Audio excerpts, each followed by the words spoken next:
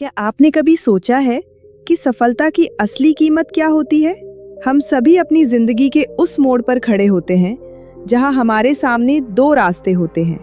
पहला आराम का, जो बहुत लुभावना और आसान लगता है, और दूसरा संघर्ष का, जो मुश्किलों, पसीने और दर्द से भरा होता है। आज की कहानी आपको ये तय करने में मदद करेगी कि आपको अपनी जिंदगी के लिए कौन सा रास्ता चुनना चाहिए। ये कहानी है एक विशाल बरगद के पेड़ के नीचे बसी चींटियों की एक छोटी सी बस्ती की। वहाँ दो चींटियां रहती थीं, चीकू और गोलू। दोनों बचपन के दोस्त थे, लेकिन दोनों की सोच में जमीन आसमान का फर्क था। गोलू का मानना था कि जिंदगी एक बार मिली है तो इसे बस मजे में जीना चाहिए। वहीं चीकू का उसूल था कि बिना मेहनत के मिला आराम इंसान को अंदर से खोखला और कमजोर बना देता है। गर्मियों के दिन थे, प्रकृति मेहरबान थी और चारों तरफ मीठे पके हुए फलों की भरमार थी। मौसम बेहद सुहावना था।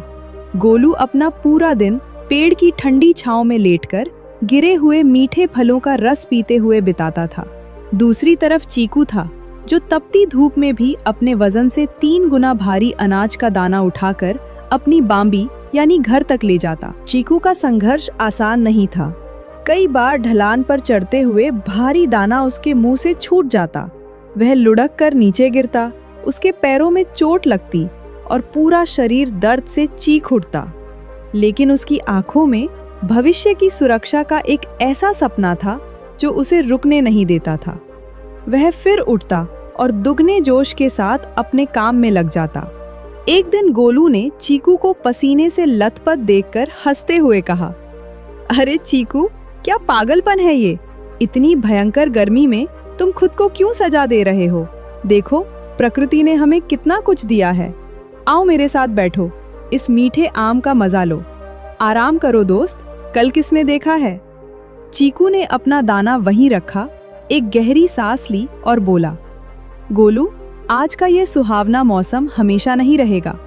कुछ ही हफ्तों में बारिश का खौफनाक मौसम आने वाला है। तब न तो ये मीठे फल होंगे और ना ही ये सूखी जमीन।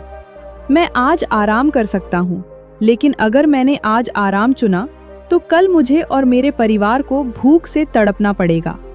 मेरा आज का संघर्ष मेरे कल का आराम है। गोलू जोर से हंसा और बोला, तुम तो हमेशा चिंता में ही डूबे रहते हो।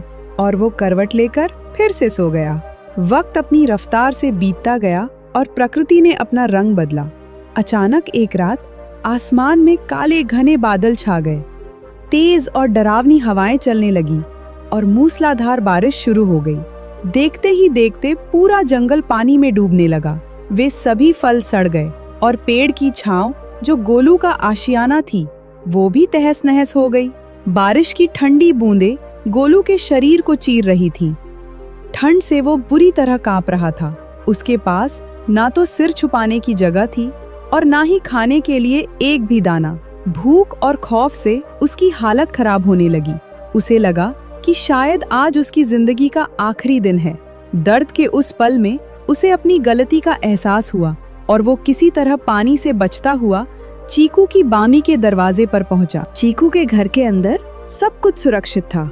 वहाँ पर्याप्त भोजन था और एक सुकून भरी गर्माहट भी।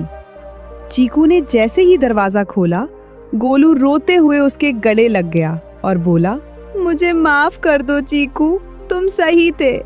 मैंने आज के आराम को चुना था और आज मेरी ये हालत है कि मुझे जिंदगी के लिए भीख मांगनी पड़ रही है। चीकू ने अपने दोस्त को अंदर लिया, उसे खाना दिया और एक बहुत गहरी बात कही, दोस्त, जीवन में आराम और संघर्ष दोनों आते हैं, लेकिन पहले क्या चुनना है, ये फैसला हमारा होता है।